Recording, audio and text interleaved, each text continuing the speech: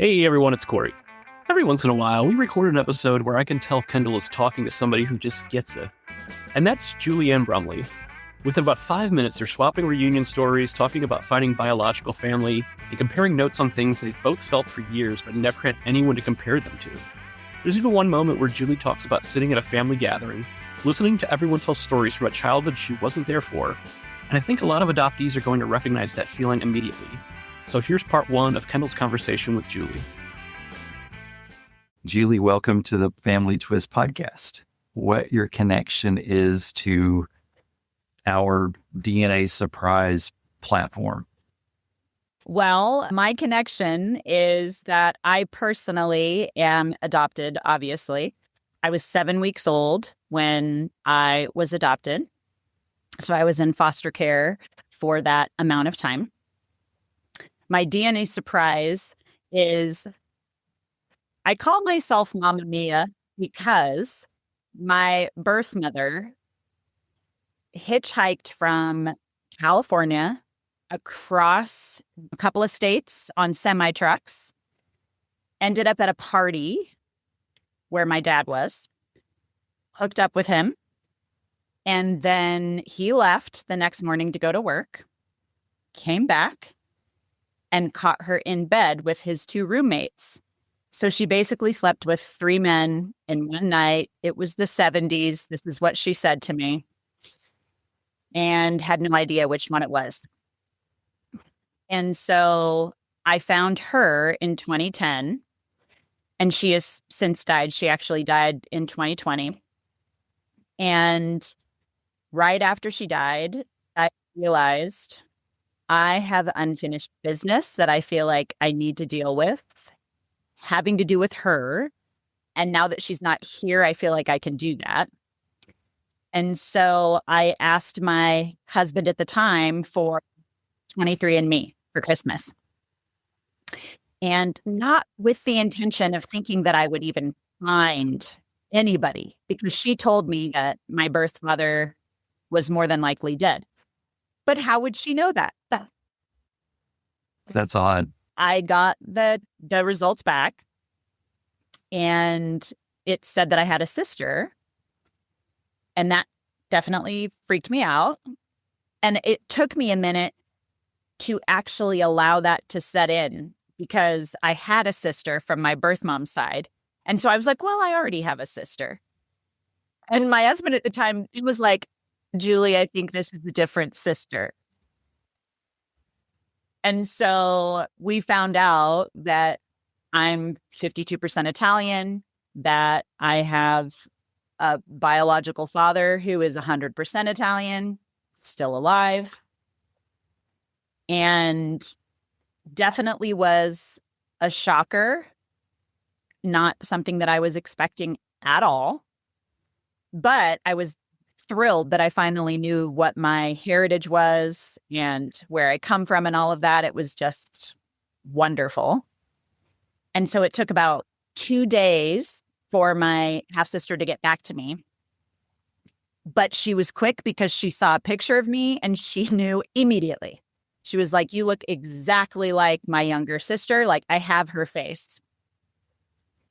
And talked to my dad, and he was like, that's a blessing. Tell her she can email me. Let's have a conversation. So that's where it started. And that was in January of 2021. So it's been 5.5 years. And amazingly, Kendall, I actually am living in his basement right now. Wow, that's cool. Yeah. Corey and I moved, like we were just talking about, all the way across the country.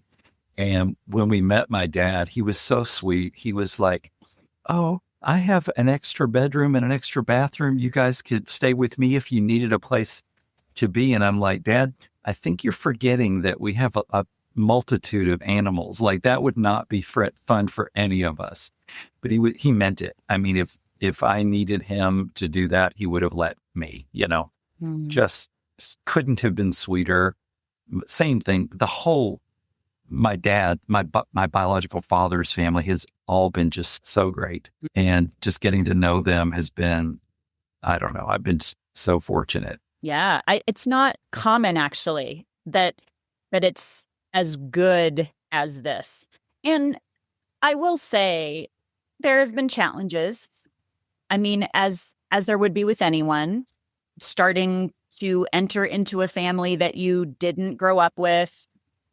Like, you definitely can feel like an outsider initially. And I remember there was this one time I was at my niece's graduation, and everybody was like around me talking about all of their memories. And I'm sitting on this little poof ball in the middle of everybody going, I don't have any of those. And that was robbed from me. I felt robbed in that moment, and then got really sad and realized they don't know what this feels like. How could they?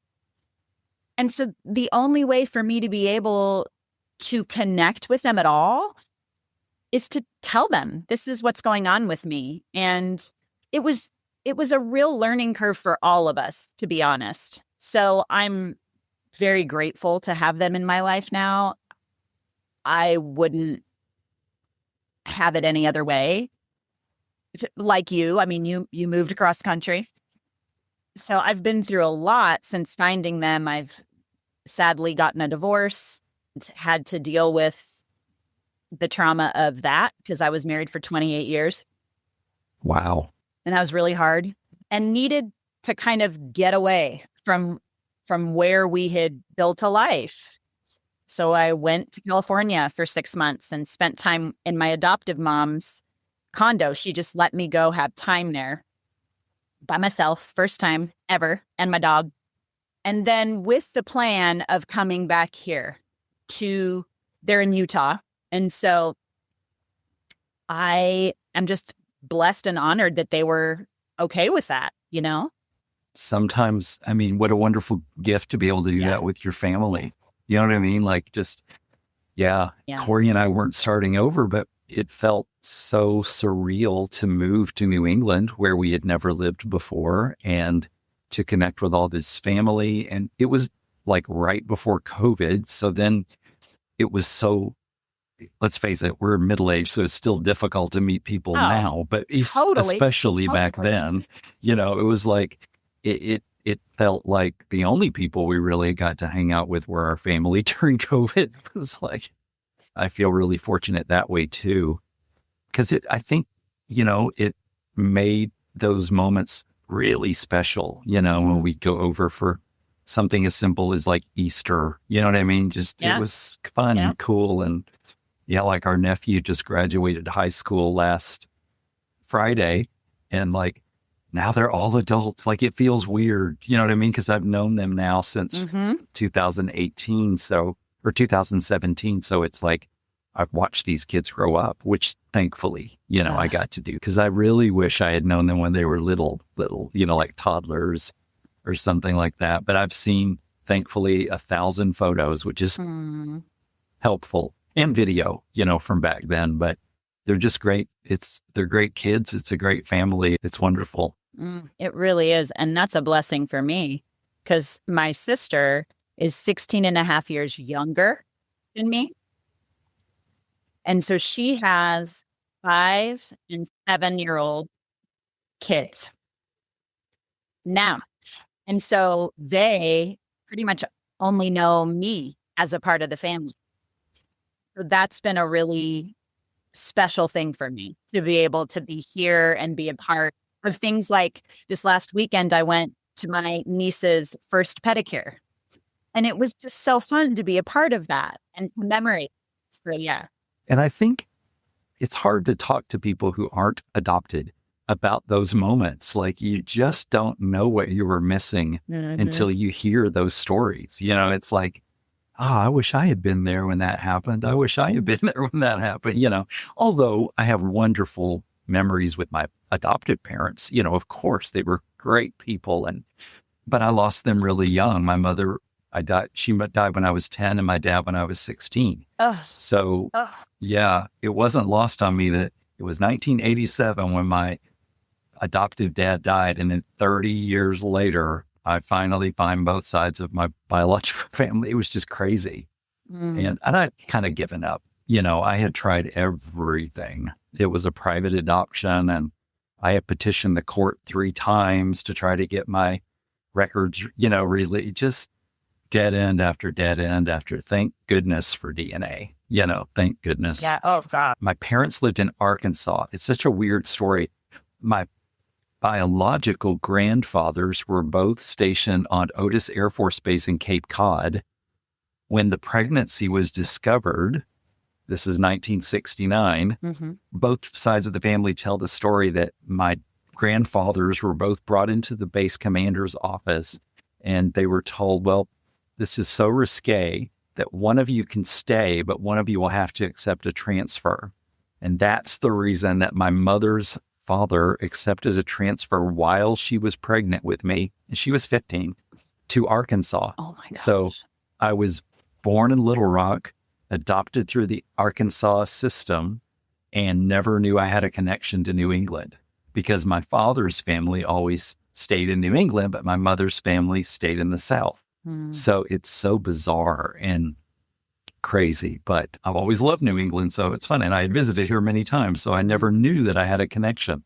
So that made me really happy. And when I found that out, I was like, oh, I'm going back to Cape Cod and just, living it up. I'd already been there, but it took on a completely different meaning for me, thinking my parents were having sex under some of these trees. But you did know. Your body did know. Because I've always loved Boston, and I've been to Boston many times, and it makes me, when I think about how many times I flew into Boston and my brother and sister and dad were literally minutes away, it's like, oh, it's crazy, Yeah. But how it is as an adoptee. You look around and you're like, I don't look like any of these people, and I wonder who I look like, Oh, my gosh. It's bizarre. And again, you can't explain it. You can't explain it. You can't. It's one of the things that there's a few things that came to my mind as you were talking. My boys call themselves half adopted. And part of that is because I guess you could say, emotional stuff that I carried into the relationship, whatever, the abandonment, the rejection, all of that, not knowing who I looked like, not knowing that mattered to me. It did, but it was subconscious. So, yeah. So they watched all of that. I mean, they're 22 and 25 now. And when they saw me see my birth mother for the first time, they were, I think they were like 5 and 7. They were young. And I looked like her. But she attempted to abort me twice. And so there was this lack of connection with her. I just felt a distance, which makes sense. When I found my birth father, they saw it. Like it was an energetic, they could feel it. And with my sisters even, like looking at them, it was like looking at a mirror, as I know you understand this. So that really impacted them, and they realized how much they had missed. And from there, we planned a trip to Italy, and we're able to experience that together, and it was a really emotional thing. When I was growing up, we had this house. I lived in Grand Junction, Colorado, on the western slope. And I'm standing in the hallway. I feel it now, staring at a family picture, willing myself to look like these people, wanting so much to see myself reflected in them. And I'm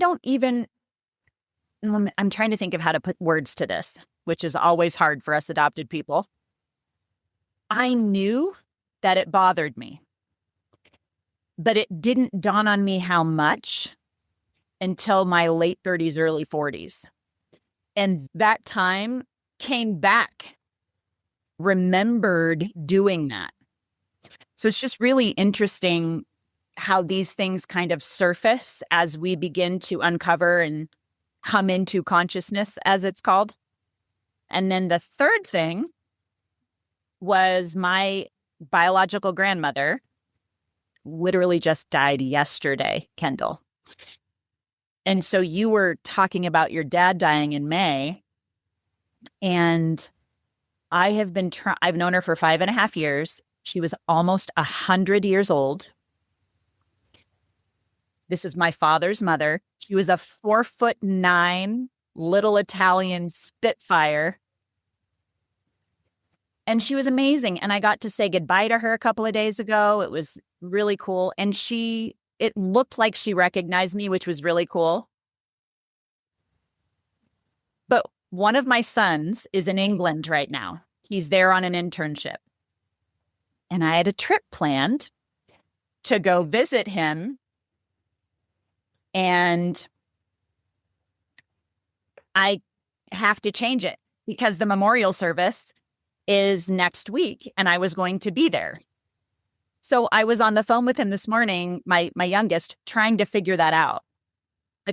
Like I need to be there, whether you know what I'm talking about. And it was breaking my heart. So I have to figure it out. I'm hoping that I can change my ticket so that I can be here.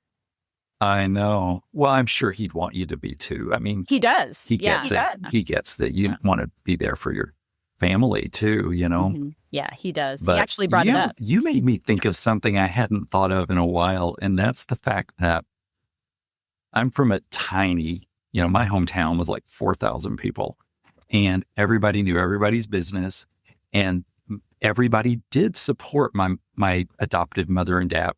I never felt like ostracized or I was very fully accepted into the community, but they almost went overboard. And I remember being a teenager and the 12,000th person said, "Oh my gosh, you look just like your mom and dad." And I said, enough. It isn't true. You can't say it so often that I'll actually believe it. Just stop. Mm-hmm.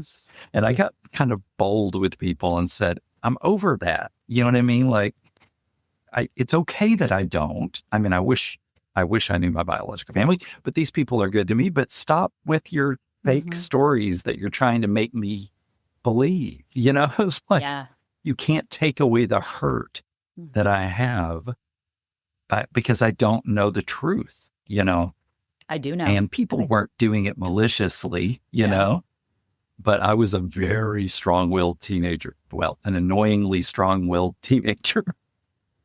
And I'm like, no, you don't get it. I've been, for 15 years, I've been listening to people say this bullshit. And I'm ready just to say, stop, just stop. I'm grown up, sort of. You know what I mean? Like, you don't have to keep. I've lost my mom already. Like, I don't need you to be trying to kowtow to me right now. I've been in therapy. I'm going to continue. It's all good. It was, and I remember I was dating my ex-wife at the time and she was like, she tried to relate, you know what I mean? She just was good to me. And she's like, but I'll never understand what it feels like, and she was right. It's like, no. And I did have some friends. I mean, in fact, it's funny. My parents formed close friendships with 3 other couples who had also adopted children right around my age. Wow. Which for our tiny town was kind of surprising. It's like it was kind of an end thing to do, So I did get to talk to people, but it's so funny because most of the kids that were my age that I knew that were adopted just didn't want to go there, And I get it. People are very personal sometimes about their stories, but to me, it's like if we can help others normalize all these feelings, that's important. No, it really is. I think what you just said, is really important to highlight. And I alluded to it earlier. The amount of adopted people that I work with, and myself included, I had to find my voice. I had to search for the language because I didn't have it. I think you understand this. When you're adopted as young as we are, even kids that are adopted at 5, 8, some of the people that I've worked with, it breaks my heart, the stories they tell me and the memories that they have. But in a lot of ways, we were in a way intentionally silenced, but in other ways, unintentionally. Like they didn't know what we were doing. I mean, I was adopted in 73. You were in 1970. Okay. Blank slate. All of those things were what everybody had, and what everybody knew was this exploration of, I'm going to start speaking this because this has really impacted me. And I didn't know that it had impacted me, but I can now look back and see all of the patterns in my life that were more than likely attached to this. That was something that I speak about. What I've learned through this whole process, I don't expect people to understand who aren't adopted. I don't ever expect them to understand. What I accept, my lived experience. Yeah.